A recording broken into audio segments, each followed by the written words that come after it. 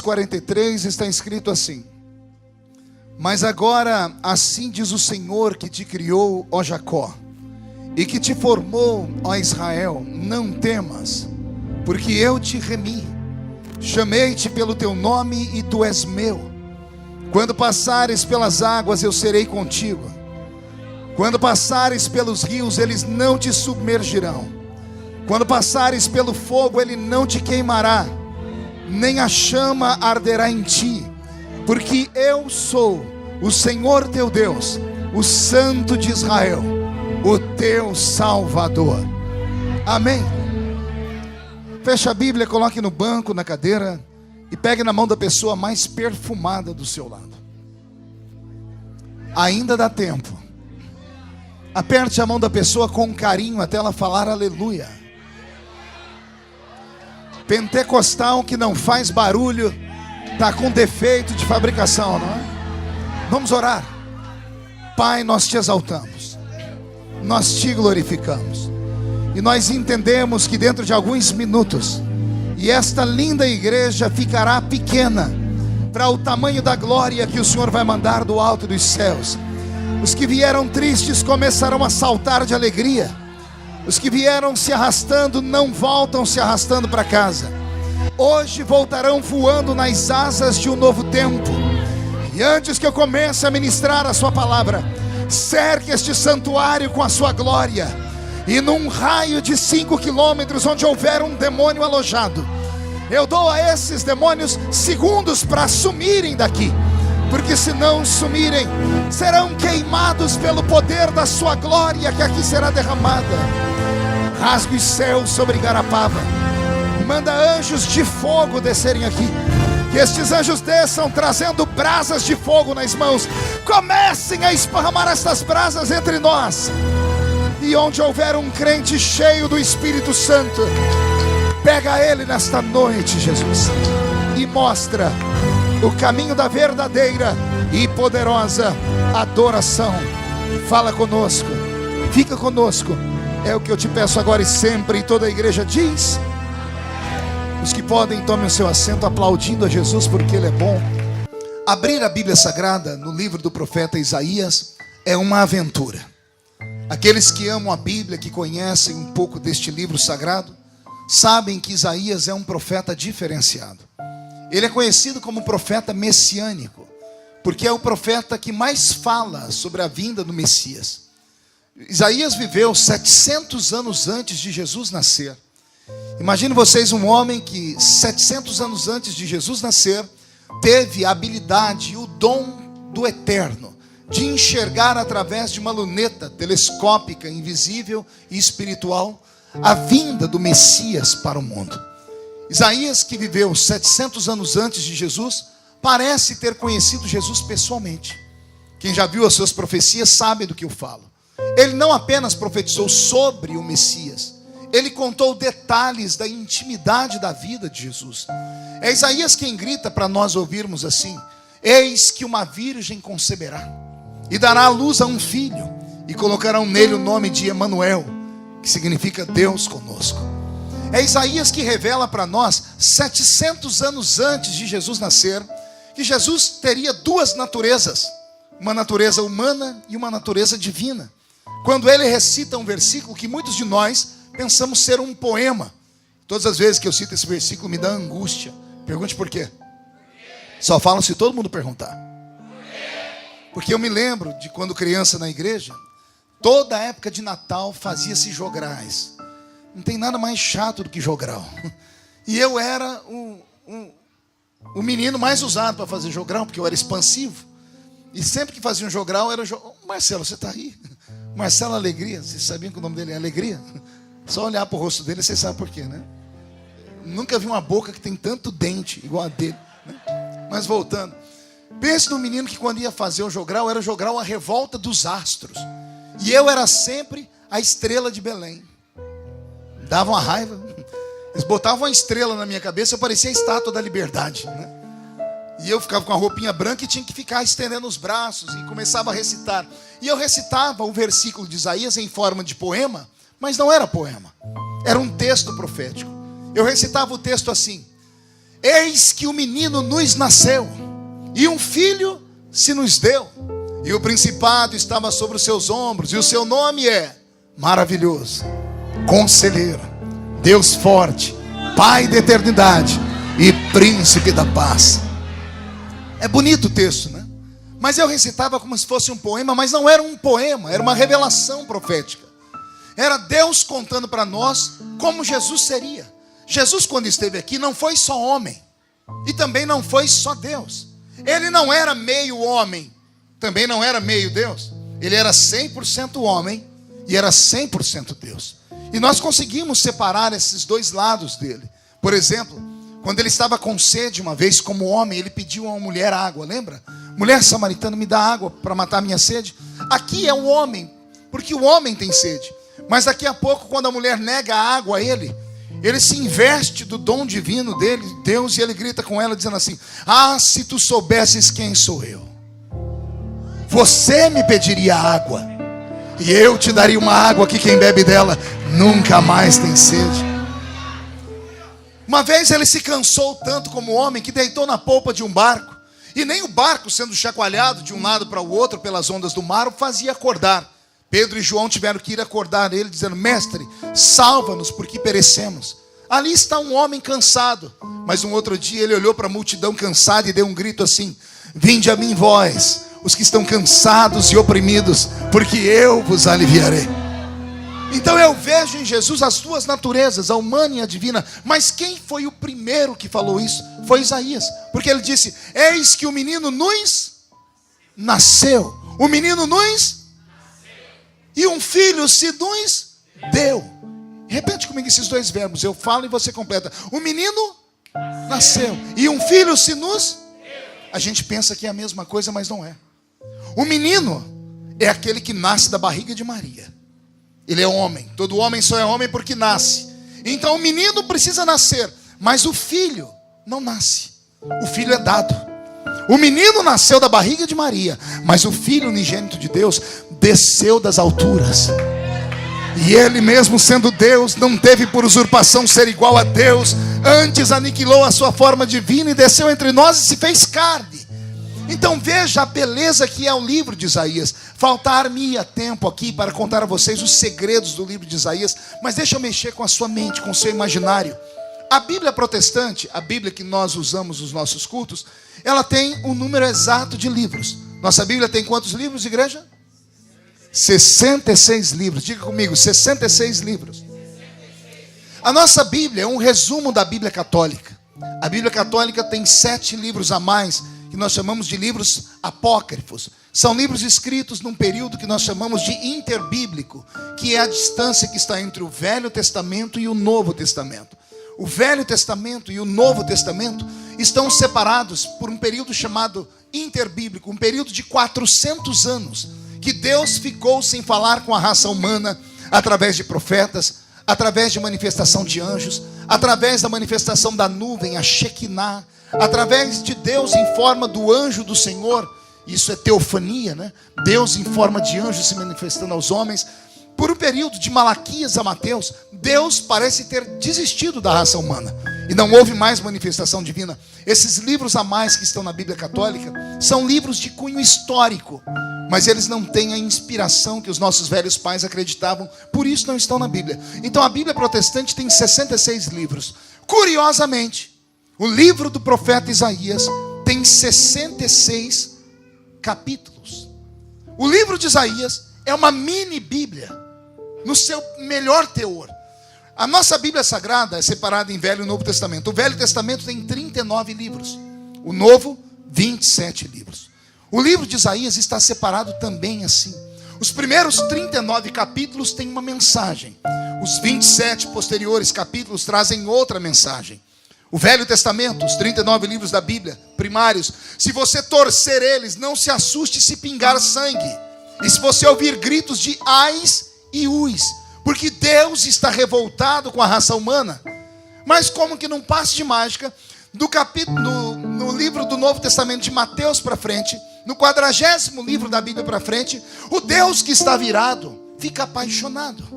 O Deus que espancava o povo, agora entra nesta nossa humanidade e começa a dizer assim: eu amo tanto vocês, que eu dou a vocês o meu único filho, para que ele morra, para que dê salvação ao coração de vocês.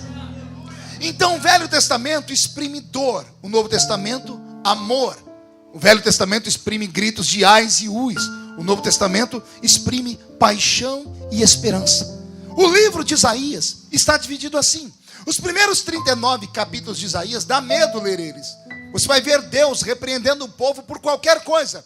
É Isaías gritando assim: ai daqueles que bebem, ai daqueles que são idólatras, ai daqueles que trocam o bem pelo mal, ai daqueles que adoram imagens, ai daqueles que se prostituem, ai daqueles que são adúlteros. Os 39 primeiros capítulos de Isaías, Deus está tão irado que ele carrega em uma mão um chicote e na outra mão um cajado, e ele desfere golpes sobre o povo. Mas como que em um passe de mágica, do capítulo 40 para frente de Isaías, Deus fica bondoso. Deus esconde o cajado, Deus esconde o chicote, e ele pega em uma mão um vaso de alabastro, e dentro dele tem azeite, e ele começa a curar as feridas. E do capítulo 40, olha o que ele começa a dizer: o meu povo entrará em uma terra e vão comer e beber sem ter que pagar. Ele diz: chegará um tempo que a criança vai se sentar do lado da áspide, da cobra, e o leão vai caminhar ao lado do cordeiro. Chegará um tempo em que todos os frutos que vocês sonharam, vocês vão colher. Do capítulo 40 para frente de Isaías, Deus começa a fazer promessas. Repita comigo: promessas. Então, para mim, o livro de Isaías não é só um livro, é uma mini Bíblia, é um resumo de toda a Bíblia contida aqui dentro. O capítulo 43 é um dos capítulos que mais marcam a minha vida, porque ele começa exatamente com uma promessa. Na verdade, duas promessas. Uma promessa que qualquer pessoa aceita, uma outra promessa só gente que é meio destrambelhado aceita. A primeira promessa que Deus faz no capítulo 43 é uma promessa lógica, que faz sentido. A segunda é uma promessa que não faz sentido nenhum. A primeira promessa que Deus faz no capítulo 43, qualquer um é capaz de acreditar sem ter que pedir ajuda para os universitários. A segunda promessa, até aqueles que são universitários erguem a cabeça e ficam perguntando: será? Vou relembrar as promessas. Olha o que Deus diz a Isaías no capítulo 43. Isaías: eu tenho um povo, não são dois, não são três. Eu tenho um povo. Só que esse povo não é unânime. Esse povo é dividido em dois grupos. Um grupo feito de pessoas crédulas e o outro grupo feito de pessoas incrédulas.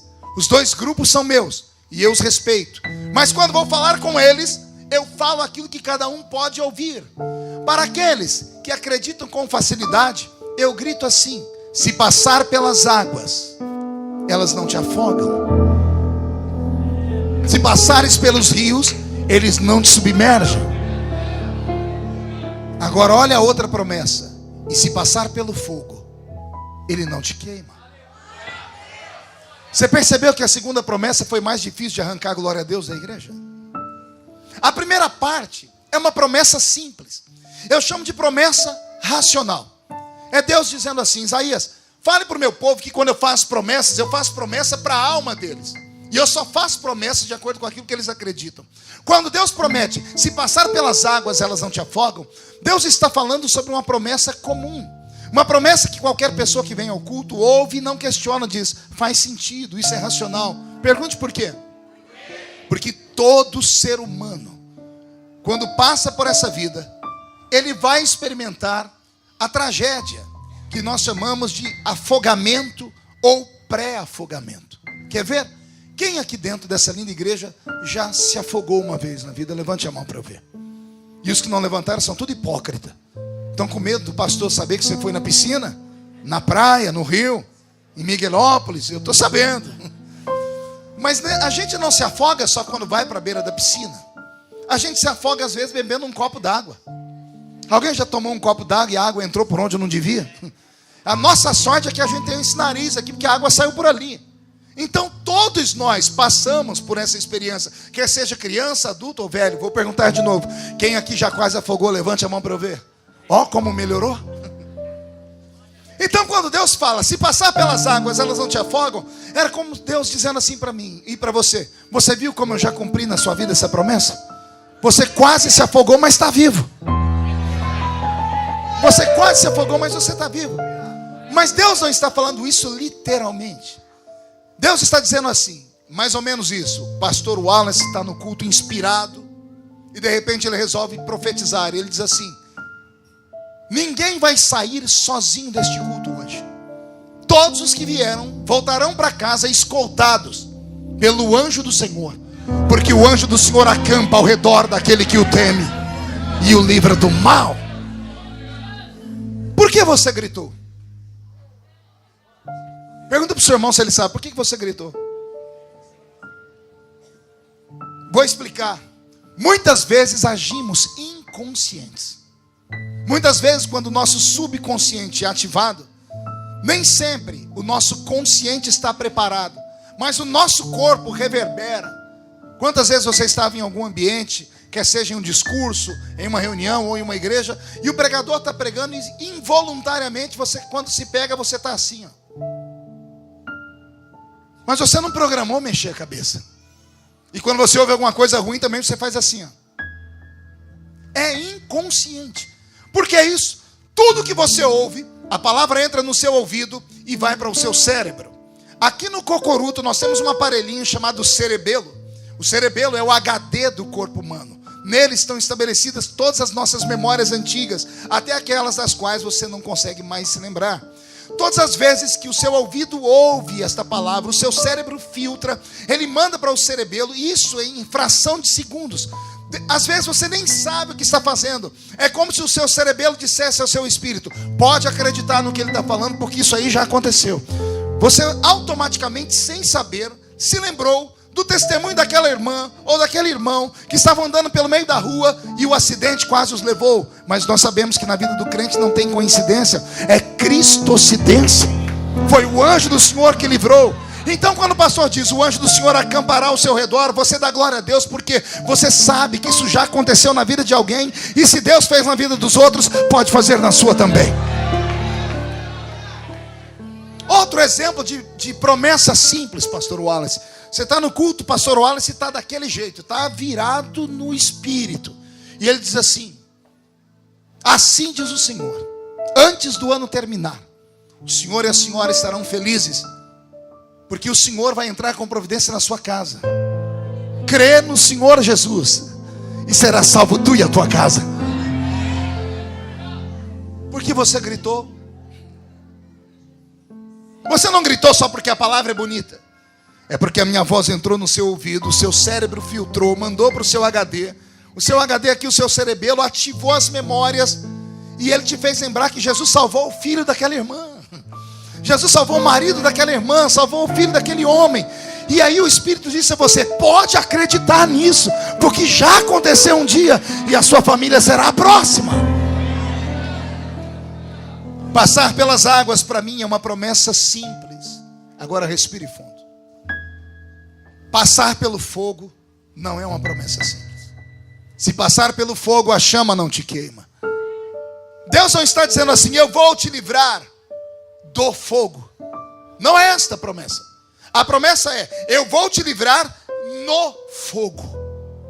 Entendeu a diferença da preposição? Eu não vou te livrar do fogo. Eu vou fazer um milagre maior. Eu vou deixar você entrar dentro do fogo, mas a chama não vai queimar você. Olha que texto lindo. Deus não está dizendo assim: se você passar pela esquerda, direita, por cima ou por baixo do fogo, ele não vai te queimar. Não é isso. Deus não está falando com homens e mulheres que vão sobreviver à queimadura, com queimaduras de primeiro, segundo ou terceiro grau. Não é esta a promessa. A promessa de Deus é essa: se levantar contra você o fogo, e o fogo é o elemento mais poderoso criado por Deus no universo. Abaixo de Deus só há o fogo como maior poder. O fogo derrete o ferro, evapora a água, queima a madeira. O fogo será usado no juízo final para queimar a terra. Pedro escreveu isso na sua encíclica: a terra e os elementos que agora nela existem um dia arderão pelo fogo. O homem morre de medo do inferno, não morre? Pois a Bíblia Sagrada diz que até o inferno, no final dos tempos, será lançado num lago de fogo. Então o fogo é o maior poder que existe no universo. E olha a promessa que Deus faz para o crente: se levantar contra você o maior poder que existe, ele se levanta para cair, porque ele não pode tocar você, não pode tocar a senhora. Esta promessa não é uma promessa comum, Marcelo. Não é uma promessa normal. É Deus fazendo promessas loucas. Promessas o que, igreja? Promessas absurdas. Promessas o que, igreja? Mas promessa louca e absurda, Deus só faz para quem é louco também. Deus não pode fazer promessas extravagantes para pessoas que são muito intelectuais, porque os intelectuais querem uma explicação lógica para tudo. Os intelectuais só acreditam naquilo que pode ser comprovado através da química, da física ou da matemática. Então as coisas espirituais se discernem pelo Espírito. Paulo, quando escreve a carta aos Coríntios, diz: quando eu preguei aí, eu encontrei 3 tipos de pessoas que ficavam no culto perambulando. Eu encontrei os homens naturais, os homens carnais e os homens espirituais. É por isso que às vezes há manifestação diferente no culto. Você está pregando, tem um irmão ali chorando, falando em línguas, e tem um outro ali com a mão no queixo, olhando para o céu, filosofando e dizendo: to be or not to be, that's the question. Você olha do outro lado, tem uma irmãzinha se segurando, que parece um vulcão, segurou até no banco, que ela está cheia do Espírito Santo. Se soltar, ela sai dançando na igreja. E do outro lado você vê uma pessoa que está babando de sono, só acordou porque bateu a cabeça no banco da frente. Por quê? Porque nem todos são espirituais. Eu, como pregador, me irrito. Deus não. Deus sabe falar com todo mundo. Então, com aqueles que são naturais, Deus fala coisas que eles entendem. E as outras coisas, Deus só fala com malucos. Pastor, dá um exemplo de promessa maluca. Você está no culto, o pastor Wallace está inspirado. E ele diz: há uma mulher aqui dentro dessa igreja nessa noite, que dentro de 3 semanas ela estará na Casa Branca, nos Estados Unidos da América. Detalhe, ela não sabe ler nem escrever, mas ela vai chegar diante de Donald Trump e vai profetizar para ele em inglês, dizendo: Happy the nation whose God is the Lord. Oh, ninguém deu nenhum glória a Deus. Não, mas eu já esperava isso. Por que houve silêncio? Porque a minha voz entrou no seu ouvido, foi no seu cerebelo. O seu cerebelo procurou memórias, e nada é parecido com isso. Algumas pessoas até riram de deboche, porque é mais ou menos isso que acontece quando Deus fala uma coisa e ninguém entende. A pessoa começa a rir. Você não é o primeiro. Abraão, acho que foi o primeiro. Capítulo 15 do livro do Gênesis. Abraão tem 100 anos de idade, andando com aquele cajado, que outrora ele cuidava de ovelha, agora o cajado virou bengala. Deus vem em cima dele, a Bíblia diz, e Deus vem em cima de Abraão, e Abraão caiu de joelhos, e Deus disse: Abraão, dentro de um tempo, Sara, tua mulher, dará à luz a um filho. Ao invés de Abraão dar glória a Deus, a Bíblia diz que Abraão teve uma crise de riso. Abraão riu tanto, que Deus olhou para ele e disse assim: alô, por que você está rindo?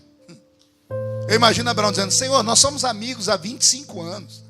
Quando o Senhor prometeu a primeira vez, eu ainda era um jovenzinho de 75 anos. Eu era um homem bonitão. Agora eu tenho 100. E o que é que tem isso a ver, Abraão? Senhor, com licença, dá uma olhadinha aqui no garoto. O senhor acha que eu consigo ter um filho? Meus únicos amigos são artrite, artrose, osteoporose, reumatismo, catarata, cegueira, diabetes, flacidez, impotência. E o senhor acha que eu estou feio? Vai ver a minha namorada lá em casa. Senhor, pergunta para mim qual a idade da minha namorada. Qual a idade da sua namorada, Abraão? Sara está com 90 anos.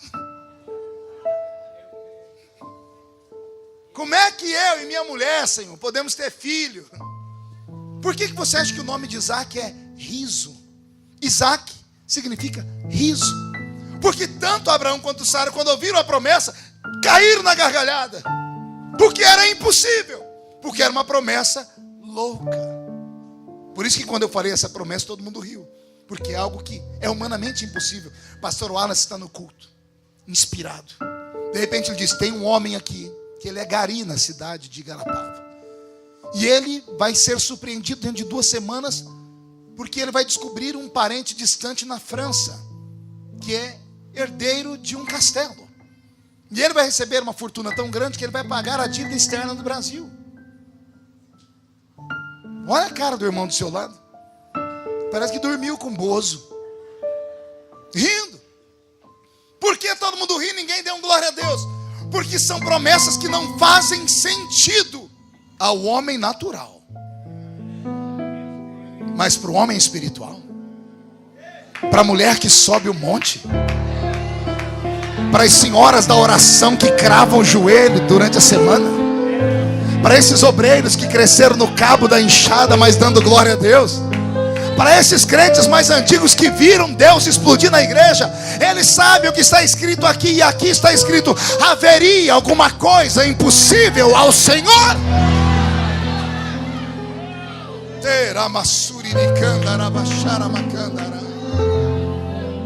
Pois bem, com todo respeito aos intelectuais, aos ricos e importantes membros dessa igreja, eu vim hoje pregar só para os loucos.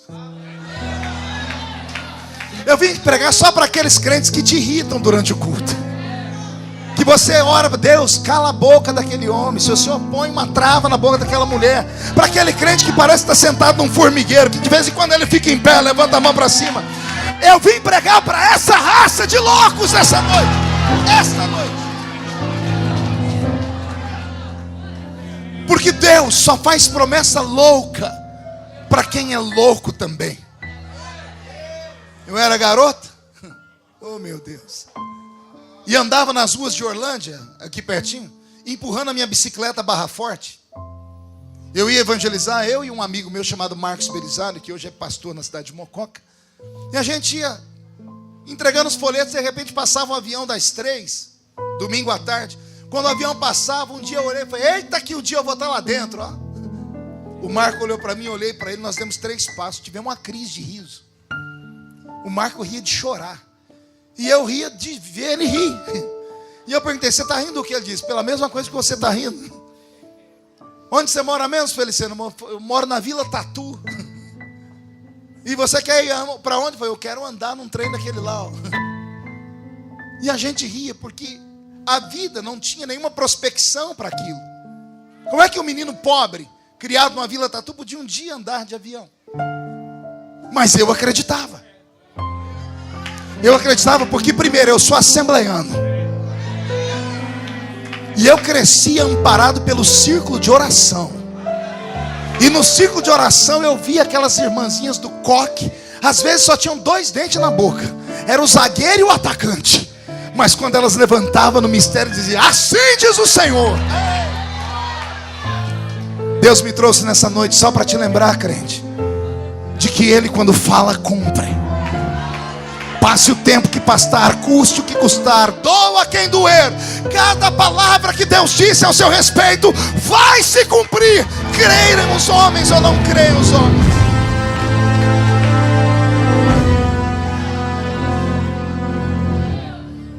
Eu estava pregando na Igreja Batista da Lagoinha, com a família Valadão. Tinha umas 9.000 pessoas no culto naquela noite. O culto foi uma glória. Terminou o culto, Wallace, eu fui para um estacionamento vender meus DVDs, os livros. E chegou um mineiro perto de mim. Mas era um mineiro bem faceiro, matuto. Tem algum mineiro aqui? Essa raça dominou o mundo. Dia desse eu estava pregando em Nagoya, no Japão, prefeito. 1.300 japoneses na minha frente. Eu perguntei: tem algum mineiro aqui? Não levantou um mineiro do zóio rasgado. Ô, pastor, eu sou de Minas. Mas com esse zóio rasgado, eu sou, não sei, sansei, nisei. É um negócio, não sei, é um negócio assim. Essa raça de mineiro dominou o mundo. E o mineiro chegou perto de mim, todo matuto. Chegou com uma sacolinha de plástico na mão e disse assim: ô, pastor, eu senti de te dar um presente. E eu falei: eu senti de receber, me dê logo. Ninguém dá mais nada pra gente, nem boa noite, nem bom dia. Ele enfiou a mão naquela sacolinha e tirou uma caixa de paçoquinha embrulhada. Quem já comeu paçoquinha embrulhada aqui? Foi elogiar a paçoquinha no idioma de Minas. Ô, trembão, sou. Já desembrulhei uma paçoquinha, comecei a comer a paçoquinha. Quando eu dei a primeira mordida, o mineiro deu golpe. Ele falou assim: ô, pastor, o senhor pode orar por mim?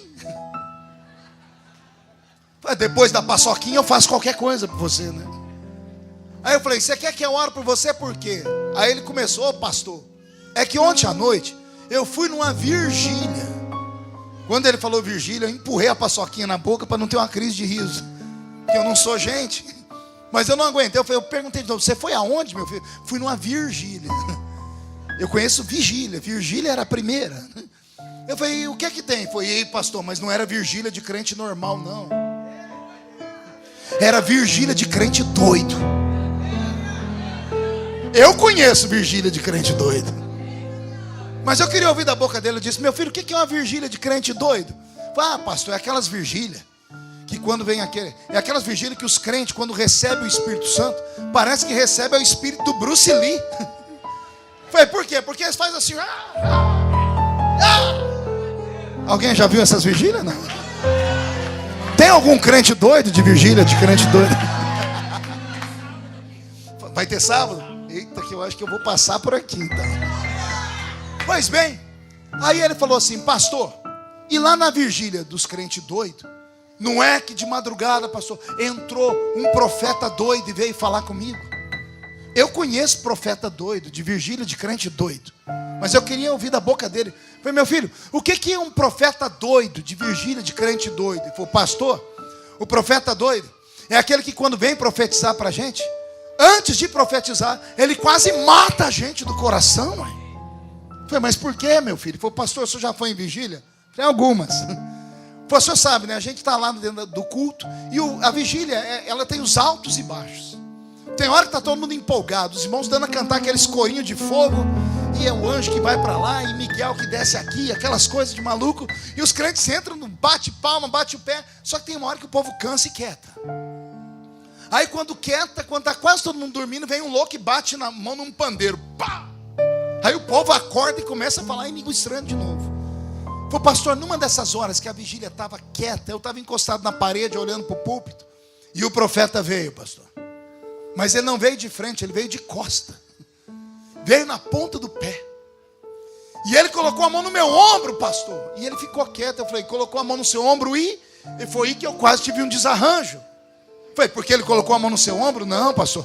É que não deu tempo de virar para olhar para a cara do profeta. Eu falei, por quê? Uai, pastor, quando eu fui virar, o profeta fez assim: homem!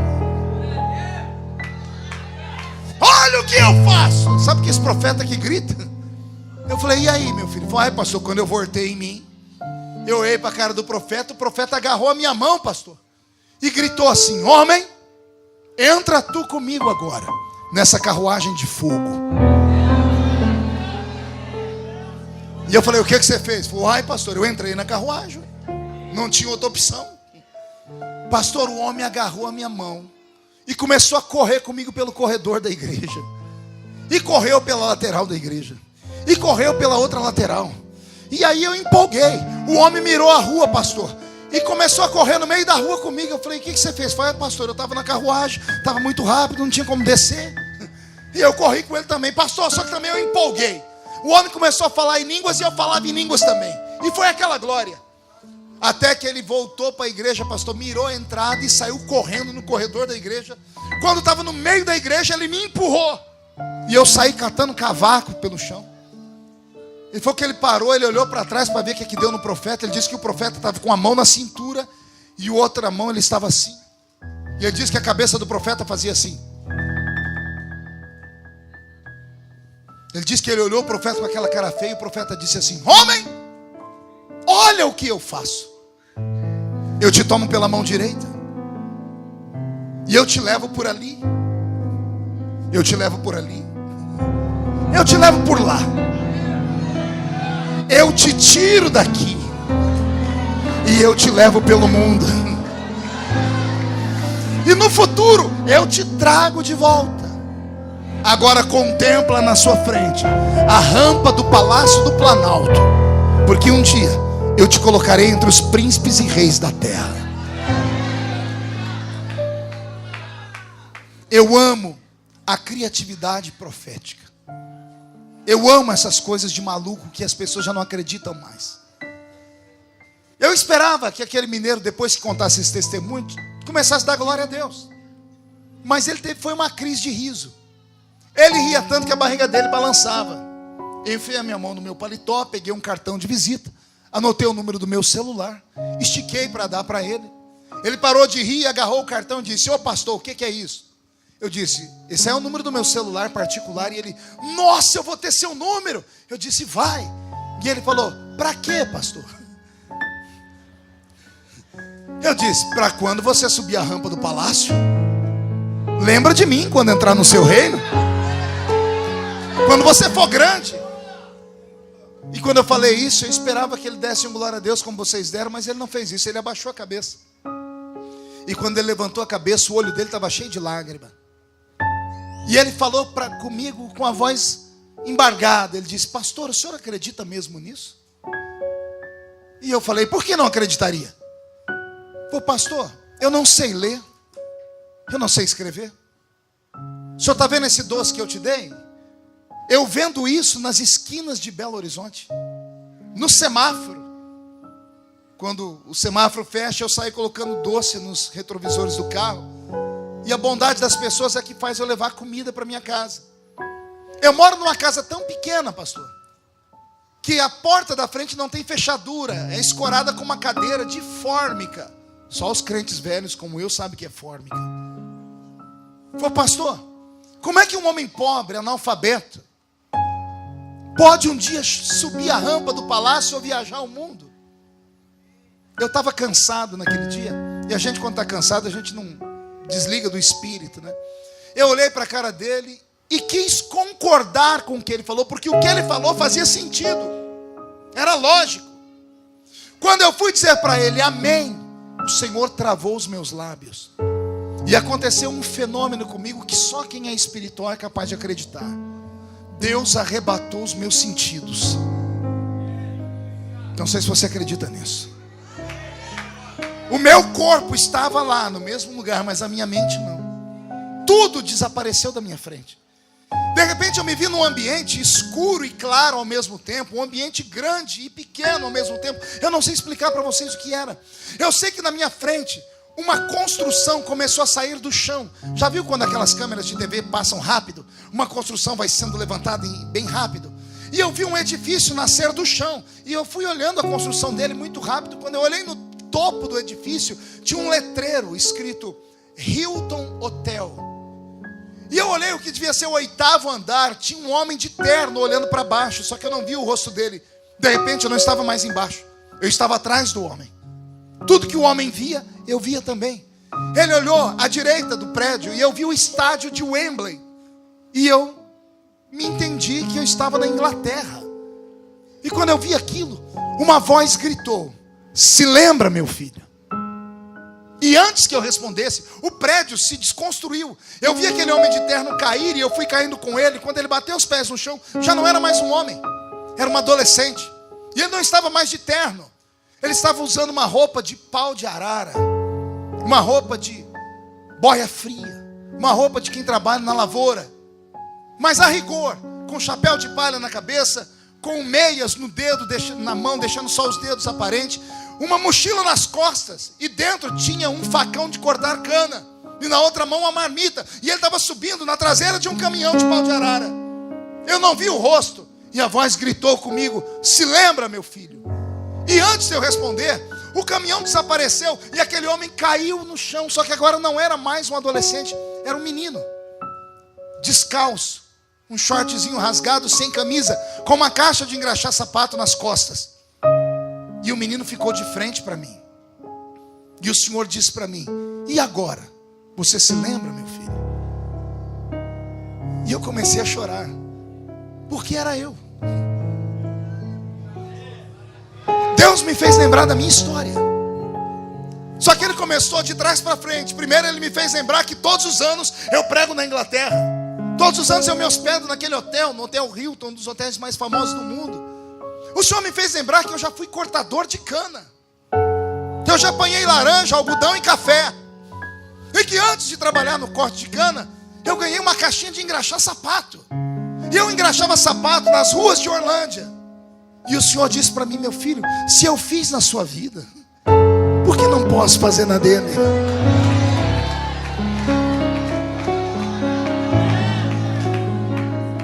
Recebe esta palavra. Não há nada impossível para o seu Deus. Deus não olha para a sua origem.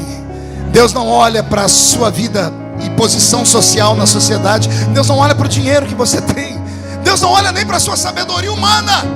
Para Deus o homem só presta quando ele vem vazio, porque aí Deus pode encher esse homem. Deus tem dificuldade em usar homens preparados, porque o homem preparado questiona Deus. Deus gosta de pegar gente que ninguém dá nada por elas. Deus vai onde ninguém vai. E Deus pode fazer na sua vida o que Ele nunca fez na vida de ninguém. Se você tem uma promessa de Deus na sua vida, reage nesta noite. Reage neste culto nesta noite.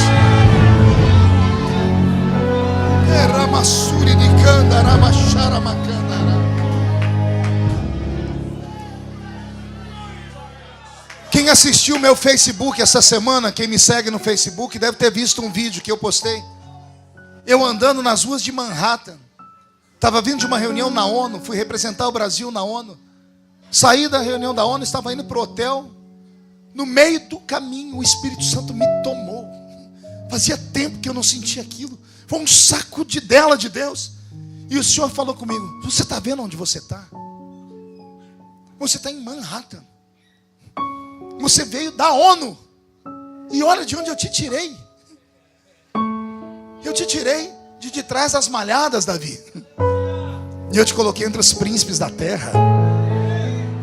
E Deus falou comigo: fala para o povo de Garapava que eu não sou homem para mentir, que eu não sou filho do homem para me arrepender das coisas que eu falo. Olha como Deus é severo nas suas palavras.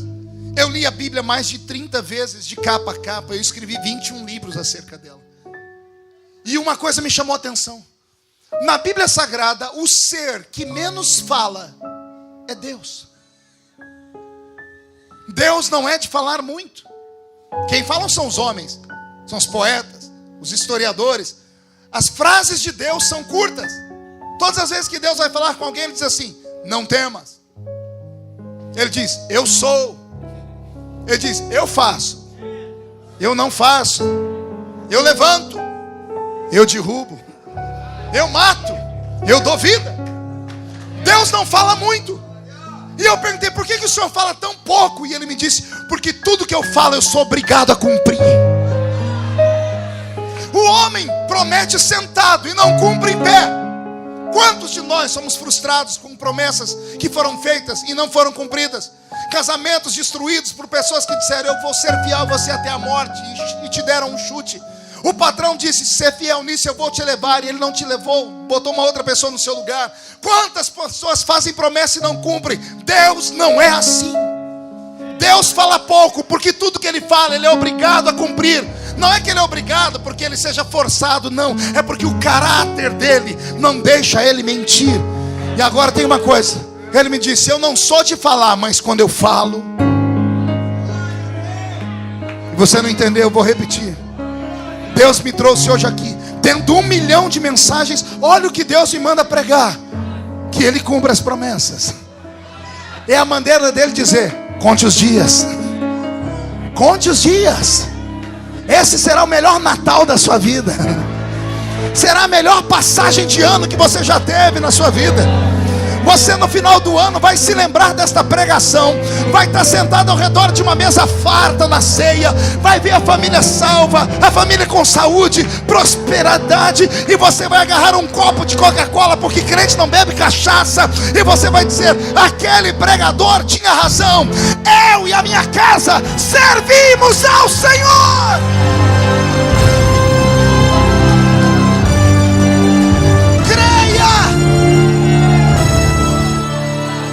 Creia! Creia!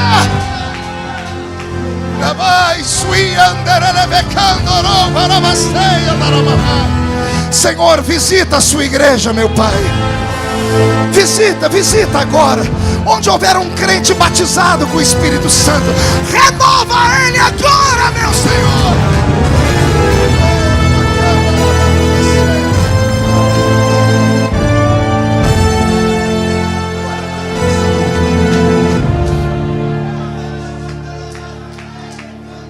Acredite. Não desista dos seus sonhos. Não desista dos projetos. Se não deu certo ontem, semana passada, o mês passado, o ano passado, se não deu certo, não desiste. Volta a crer. No tempo certo vai acontecer. Estudando a Bíblia sobre promessas, eu encontrei o versículo que eu já citei aqui para vocês no Velho Testamento. Quando um rei questionou Deus sobre aquilo que Deus faria, Deus tomou a boca do profeta e disse assim para o rei: eu não sou homem para mentir. Eu não sou homem para me arrepender das coisas que falo. Isso é muito forte. Isso quem disse foi o Pai. Quem disse? No Velho Testamento. Aí quando eu atravesso o Velho Testamento e chego no Novo, vem Jesus e endurece a lei. Quando estamos em Brasília debatendo projetos, de vez em quando um deputado se levanta e grita: Vossa Excelência defende um projeto draconiano. É uma expressão política, draconiano. A palavra draconiano vem de Draco. Draco foi um senador romano que era muito duro nas leis. Ele endurecia uma lei de tal forma que quem quebrasse aquela lei era morto. Então os legisladores de todo mundo, quando vão citar uma lei dura, citam Draco. Esta lei é draconiana, é uma lei dura, é uma lei imutável. Jesus endureceu a lei do pai dele.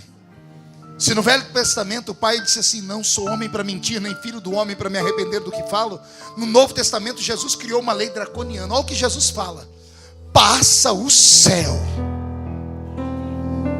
passa a terra, mas as minhas palavras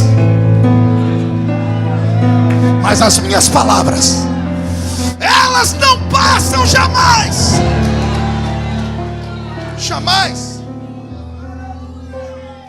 Eu tenho vivido uma vida de cumprimento de promessas.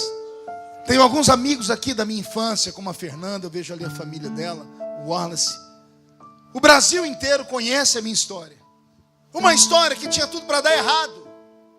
E que de vez em quando alguém tenta me matar. Já armaram para mim, eu acho que uns 10 velórios. Colocam um caixão, levam as velas. Vai todo mundo para velar. Mas na hora que vão velar o corpo, olham dentro do caixão, cadê o morto? Eu sempre deixo um bilhetinho lá dizendo assim: desculpa fazer vocês terem vindo para o velório, porque eu já ressuscitei. Quem tem promessa feita por Deus não pode morrer. Eu vou repetir: aquele ou aquela que tem uma promessa divina, a promessa de Deus, ela imortaliza o ser humano. Quer ver um exemplo de promessa que imortalizou um ser humano? Todos os discípulos de Jesus, com exceção de um, morreram martirizados. Todos. Pedro, Tiago, Bartolomeu, André, Filipe, Tomé, todos tiveram mortes violentas. Pedro morreu crucificado de cabeça para baixo. João Marcos arrastado pelas ruas de Alexandria. Tiago morreu ao fio da espada. Todos tiveram morte truculenta. O único que não morreu por martírio foi João, o apóstolo, o escritor do Apocalipse. Pergunte para mim: por quê, pastor? Porque um dia Jesus estava discutindo com os discípulos, porque João era o discípulo que ele mais amava. E os discípulos com ciúmes começaram a falar: por que o senhor gosta tanto dele? Por que só João? Jesus ficou com raiva. Ele olhou para eles e disse assim: que importa a vocês que João viva, para que me veja voltar no meu reino e na minha glória? Olha o que Jesus falou. Jesus ficou com tanta raiva que ele disse assim: se eu quiser, João vai viver para me ver voltar aqui. Por causa disso, tentaram matar João e a morte não levava ele embora. Domiciano mandou fazer um tacho de azeite fervendo e jogou o João lá dentro. Era para João ter morrido derretido. Mas quando ele olha dentro do tacho, está João tomando um banho de azeite. Primeira sessão de hidratação de pele do mundo. O imperador gritou: por que esse azeite não te mata? E João gritou: porque o azeite que está aqui dentro é mais quente do que o azeite que está aqui fora. Se você tem uma promessa de Deus na sua vida, conversa com o câncer, bate um papo com a AIDS, bate um papo com a velhice. Diga para eles: ó, vocês vão ter que ter paciência, porque vocês não podem me levar, porque eu estou imortalizado, eu tenho uma promessa, e aquele que fez a promessa é fiel e justo para cumpri-la.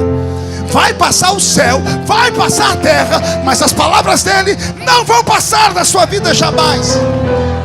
Alguém tem uma promessa de Deus aqui que ainda não se cumpriu? Então levante a mão direita para o céu comigo, chacoalhe a sua mão, coloque no ombro de quem está do seu lado, agarre essa pessoa para mim, por favor, com carinho.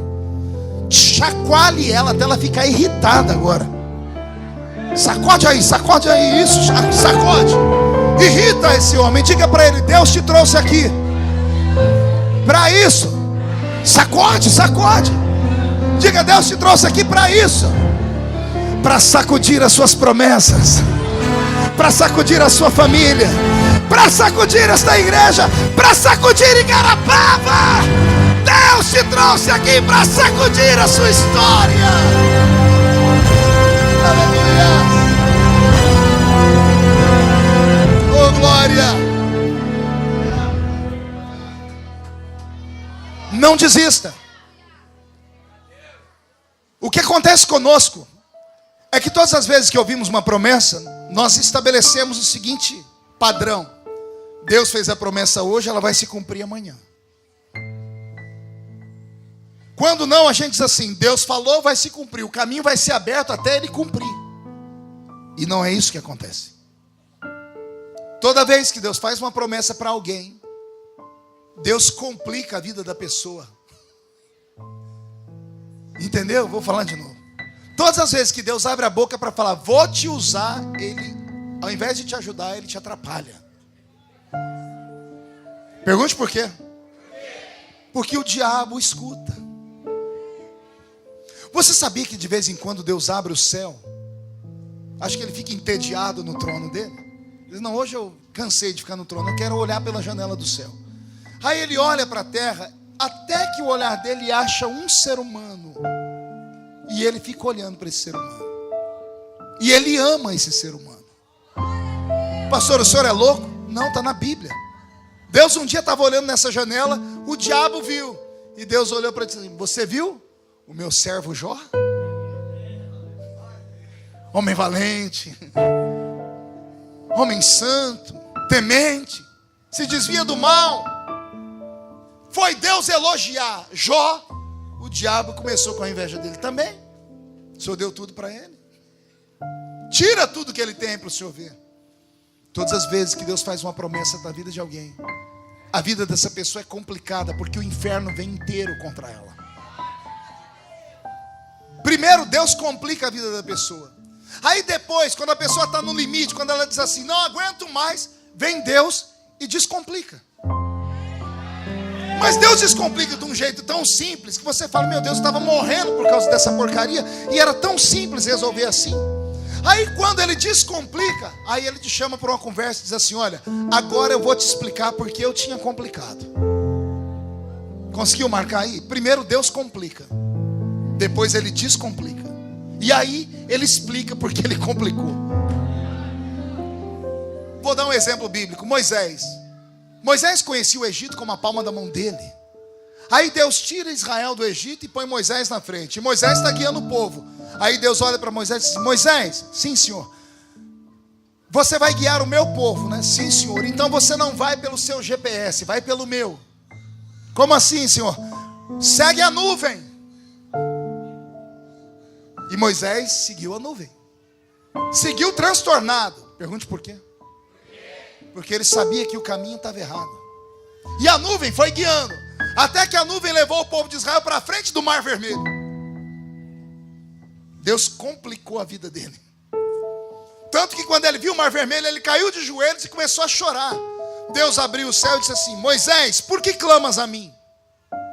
Porventura Deus não sabe de tudo? Então a pergunta que Deus faz não é porque Deus não sabe, é porque Moisés é que não sabe. Por que clamas a mim, se eu já te dei autoridade? O que você tem na mão? Eu tenho um pedaço de madeira.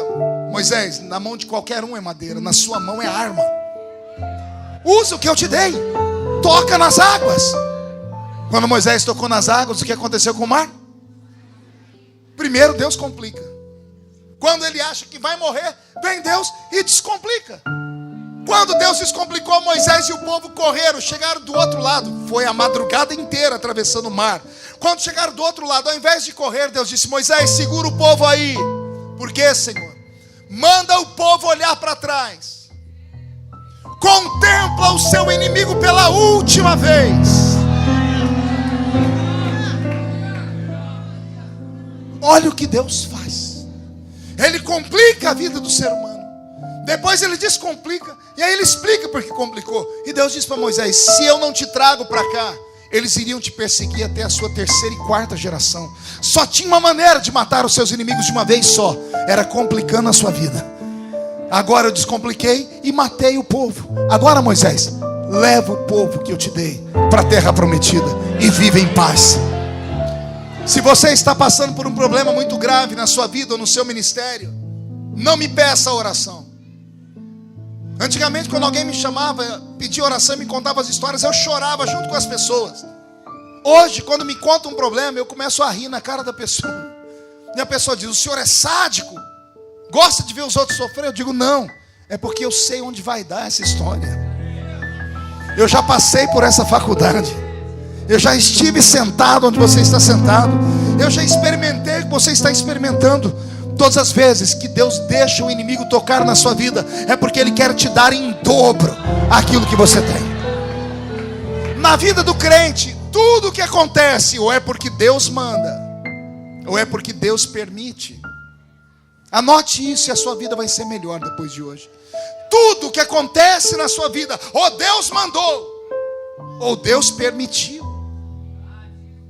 Nada foge disso.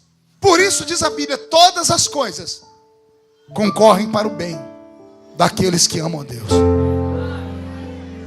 Até o seu inimigo não sabe que é seu amigo. O seu inimigo pensa que te atrapalha, mas ele só te ajuda. Pastor, o senhor é maluco? Não, é só conhecer a Bíblia. O dia que você chegar no céu e encontrar Davi lá, fala mal de Golias para Davi, para você ver o cascudo que você vai levar na cabeça. Ele vai dizer assim para você: para de falar mal de Golias, porque se não fosse ele, eu não tinha chegado onde eu cheguei. As irmãs que estão aqui, quem já ouviu falar de Penina, a segunda mulher de Eucana, a concorrente de Ana? Eu acho que eu sou o único pregador do mundo, Wallace, que defendo Penina. Todo mundo espanca Penina. Penina é isso, Penina é aquilo. Penina era invejosa, Penina atormentou Ana, Penina falou isso de Ana. Eu sou o único que defendo Penina. Sem Penina, Ana não chora. Se Ana não chora, Ana não ora. Se Ana não ora, ela não geme. Se ela não geme, o sacerdote não escuta. Se o sacerdote não escuta, ele não vem falar que ela está bêbada. Se ele não fala que ela está bêbada, ele não se arrepende. Depois diz para ela: por que choras então? Se ela não conta para ele, ele não profetiza. E a profecia dele foi essa: de hoje a um tempo você vai dar à luz a um filho. Se ele não profetiza, Samuel não nasce. Se não nasce Samuel, quem é que vai ungir Saul e Davi como rei? Você está entendendo? Os seus inimigos são seus amigos, só que eles não sabem disso. Lembra eles hoje. Vai para o Facebook, põe lá: muito obrigado por você que me persegue. Continua. Muito obrigado por você que fala mal de mim. Continua. O que seria de mim sem aquela perseguição em 2013? O que seria de mim sem os gays do Brasil inteiro falando mal de mim? Eu não tinha sido o 3º deputado mais votado da história do Brasil. E futuramente, quem sabe, o presidente da República.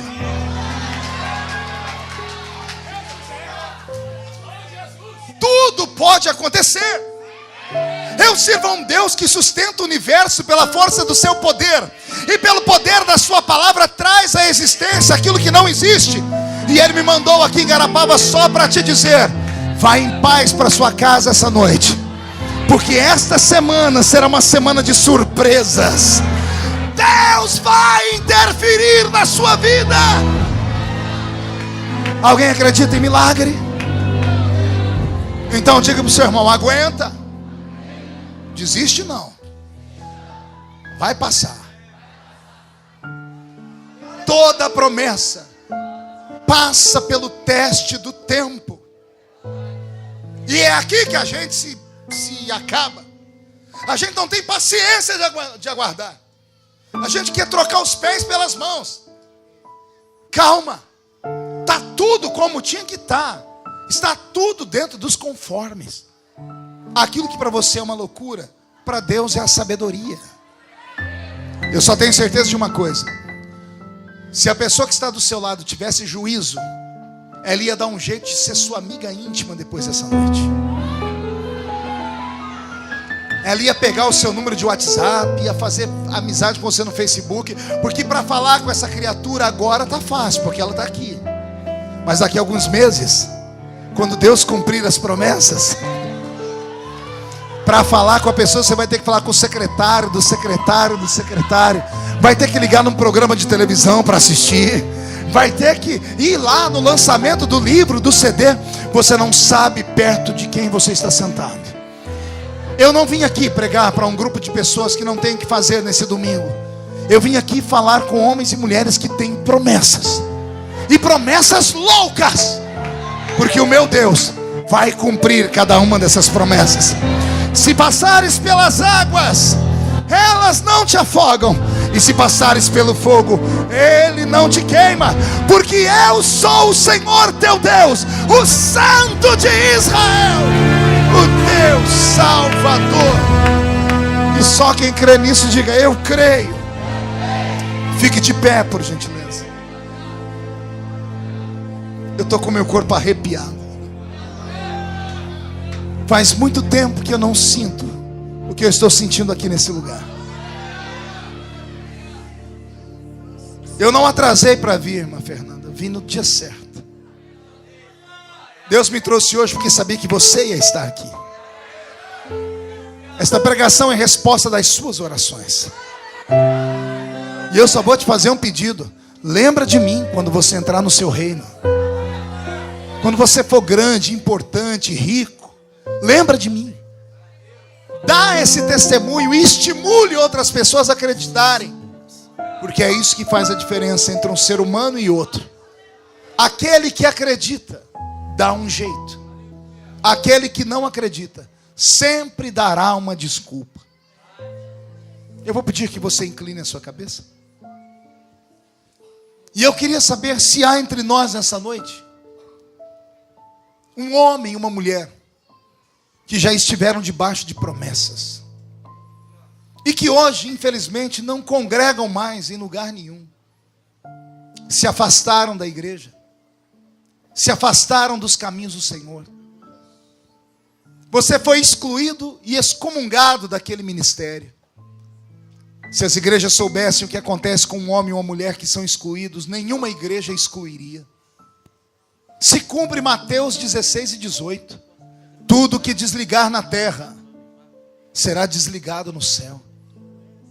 Aquele culto de disciplina que você participou e ajudou a excluir aquele homem, aquela mulher, você é culpado do sangue deles, sabia? Porque quando você disse amém, você mandou uma borracha lá para o céu. E essa borracha foi lá na página do livro da vida, que o nome daquela pessoa estava escrito. E o nome da pessoa foi apagado do livro da vida. Porque tudo que vocês desligarem na terra será desligado no céu. Por que é que você acha que uma pessoa que se desvia, ela fica pior do que um ímpio? Porque ela perde a proteção e o diabo faz de tudo para matá-la. Você, todos os finais de semana, quando sai das baladas, passa perto da velha igreja e chora de saudade, mas não tem força para voltar. Veio aqui hoje, nem sabe por quê. Talvez porque a mamãe insistiu, talvez porque o amigo insistiram, talvez por causa da propaganda, no rádio, na TV, nos cartazes. Talvez você veio para conhecer o polêmico deputado. E na verdade Jesus tinha um encontro com você aqui. Ele me trouxe aqui para te lembrar que Ele tem promessas na sua vida. Só que essas promessas estão retidas. E por isso o diabo quer te levar ao desespero, à vontade de se matar, de deixar a família, de colocar um saco nas costas e sair sem rumo. Porque o diabo sabe que se você ficar firme, o que Deus disse que ia fazer na sua vida, Ele vai fazer. Rapaz, você pode não acreditar ainda, mas um dia você vai ser pastor. A senhora será uma grande mulher de Deus ainda. Quem viver, verá para ver isso acontecer. Mas só tem uma maneira disso acontecer. O seu nome tem que estar escrito no livro da vida. E eu posso, como sacerdote, orar para que o seu nome seja escrito lá. Porque está escrito que se 2 concordarem na terra, será ligado no céu. Eu vou pedir para que todos inclinem a cabeça. Será que tem alguém nessa noite que tem coragem de voltar? Pastor, o senhor quer que eu faça o quê? Quero que você faça aquilo que você sabe. Sair do seu lugar e vir aqui perto de mim nesse altar. Pastor, mas se eu for aí, o que vão falar de mim? Quem fala de você não paga suas contas, meu filho. Não morreram na cruz do Calvário por você. Mas se você tiver coragem de sair do seu lugar, da arquibancada, da rua, e vir aqui perto de mim, eu vou orar para Deus devolver tudo que foi roubado da sua vida. E um tempo de alegria, um tempo de glória vai vir sobre a sua história como você nunca antes sonhou. Eu quero que a igreja feche os olhos. E eu estou te esperando. Tem coragem? Isso. Chegue bem perto. Se só você viesse, eu já estava muito feliz. Porque uma alma salva vale mais que o mundo todo perdido. Mas tem mais gente. Isso. Vem, minha senhora. Vem chorando mesmo, filha. Vem. Vem, porque Jesus te espera. Isso, fica aqui.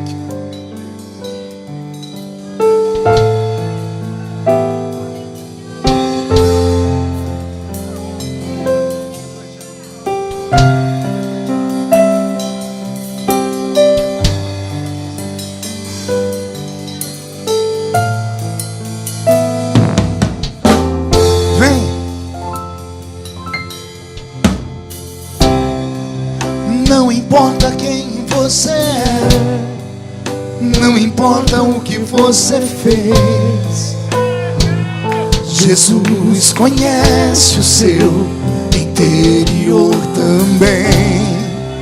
Quantas vezes você caiu tentando acertar, mas a tristeza e o desespero te fizeram chorar.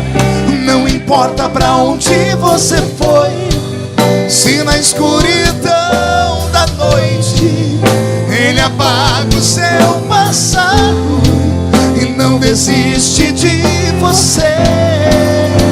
Quero ouvir. Ele não desiste de você, Ele se importa com você. Ele compreende o seu caminhar, um caminho amor tão grande assim. Ele não desiste de você, Ele se importa com você. Ele compreende o seu caminhar, no caminho amor tão assim. Ele não desiste. A igreja está em silêncio, mas o céu está fazendo festa. Enquanto esses meus irmãos estão aqui na frente, será que tem alguém nessa noite que não é evangélico? Alguém que veio atraído pelo convite do amigo, pela propaganda? Você já tentou em todos os lugares da sua vida. Você já fez de tudo e nada deu certo. Você mesmo está se perguntando: por que eu estou emocionado, pastor? Você não vive dizendo que o dia que Deus te chamar, você vem? Deus está te chamando hoje. Você não precisa voltar para a sua vida que está um inferno, amigo. Você pode voltar abraçado com Cristo. E o Jesus que mudou a minha vida vai mudar a sua também. Mas só tem um jeito dele fazer isso. Você tem que entregar a sua vida para Ele. Entregar a vida para Jesus não é virar crente, não, viu? Porque crente, todo ser humano que crê é. Entregar a vida para Jesus é você dar na mão dele a direção da sua vida. Imagine que a vida é um carro. Deus está com você, amigo. Se alguém falou para você que Deus não está com você, mentiu. Deus não abandona os seus filhos nem suas criaturas. O problema é que se a vida é um carro, Deus está dentro do carro, sentado no banco do passageiro. E quem dirige é você. E Ele fala, breca, você não breca. Ele diz, vira, você não vira. Por isso a sua vida está destruída. Entregar a vida para Jesus é você pegar o seu carro, sair daí onde você está e trazer ele aqui na frente para mim. Estacionar aqui. Aí você vai sair do volante do carro, vai abrir a porta do passageiro, vai falar, Deus, sai do meu carro. E você vai entregar para Deus a chave. Vai falar, Deus, agora o Senhor não vai ser mais passageiro, o Senhor é que vai dirigir minha vida. Deus vai assumir o volante, vai falar assim para você, pode puxar o cinto e dormir, que a viagem vai ser tranquila. Você vai chegar lá onde você sonha.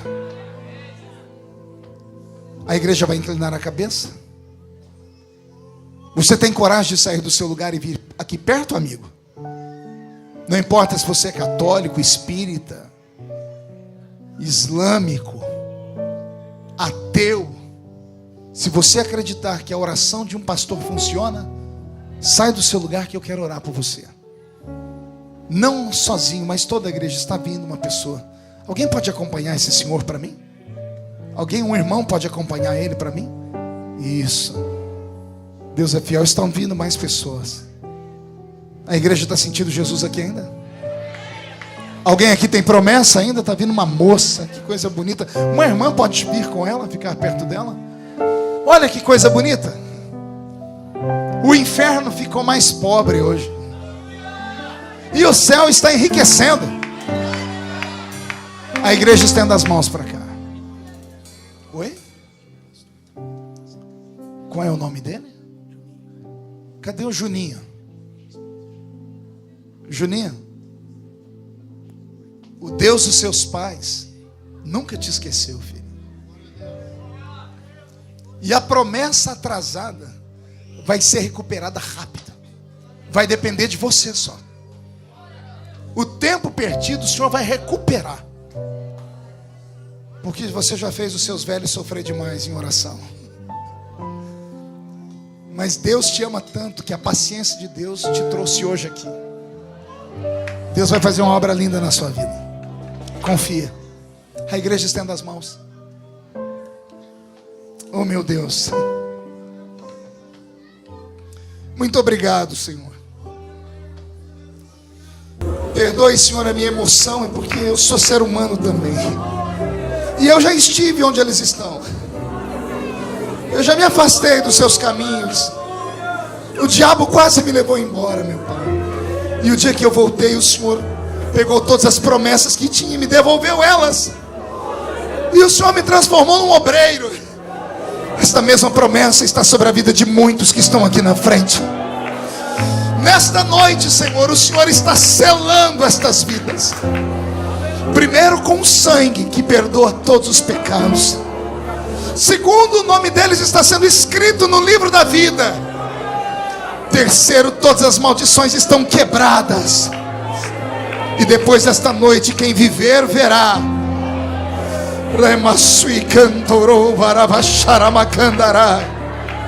Para ver o tempo de mistério e milagre que descerá sobre eles.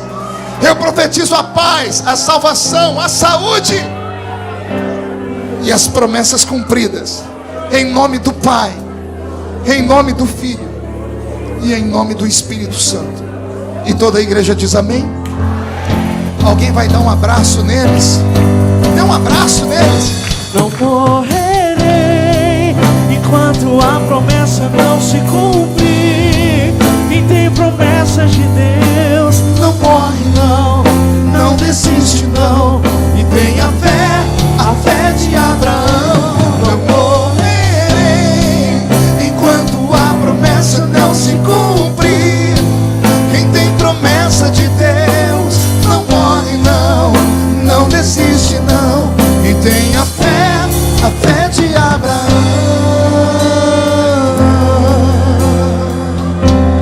Pegue na mão de quem está do seu lado. Feche os corredores, por favor. Aí na galeria, pegue na mão de quem está do seu lado.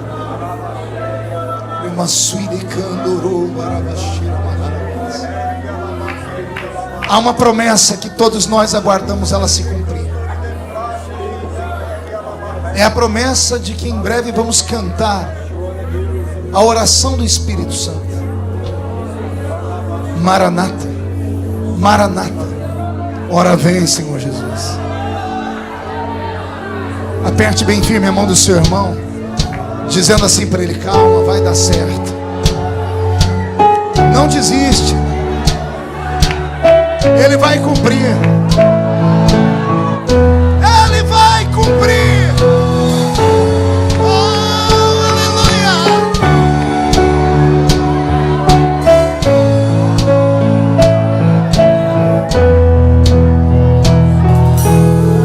Tu és a minha luz, a minha salvação, e a ti me renderei. Se ao teu lado estou, seguro em tuas mãos, eu nada temerei. Cante.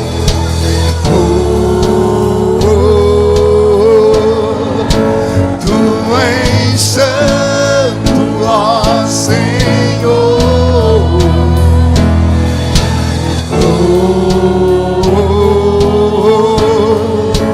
Tu és digno de louvor. Quero ouvir. Só em ti confiarei, eu nada temerei. Em frente eu irei, pois eu sei que vivo estás. E um dia voltarás do céu pra nos buscar, pra sempre reinarás. Aleluia.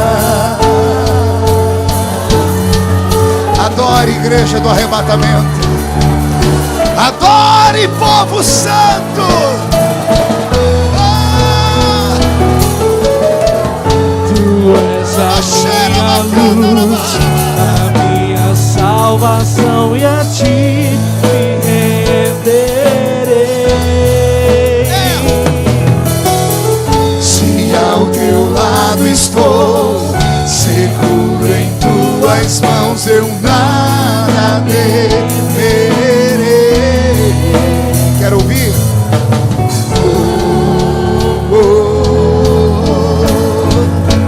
Tu és santo, ó Senhor. Convida, convida. Cadê os jovens? Tu és digno Isso. de louvor. Declare. Só em ti confiarei, Eu nada temerei. Em frente eu irei, pois eu sei que vivo estás. E um dia voltarás do céu pra nos buscar, pra sempre reinarás.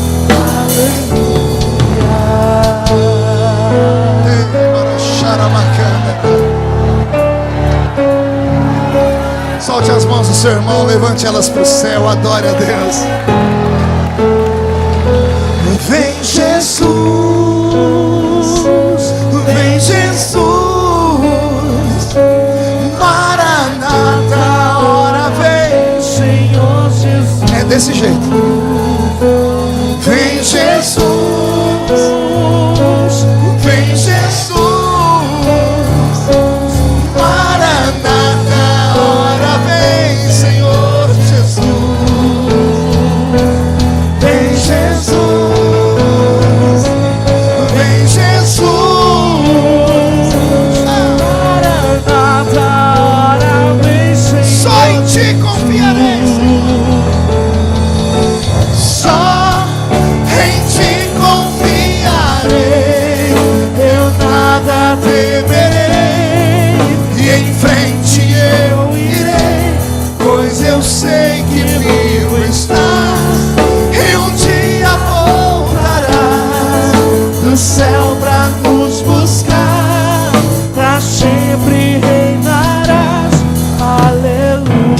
aplaudir?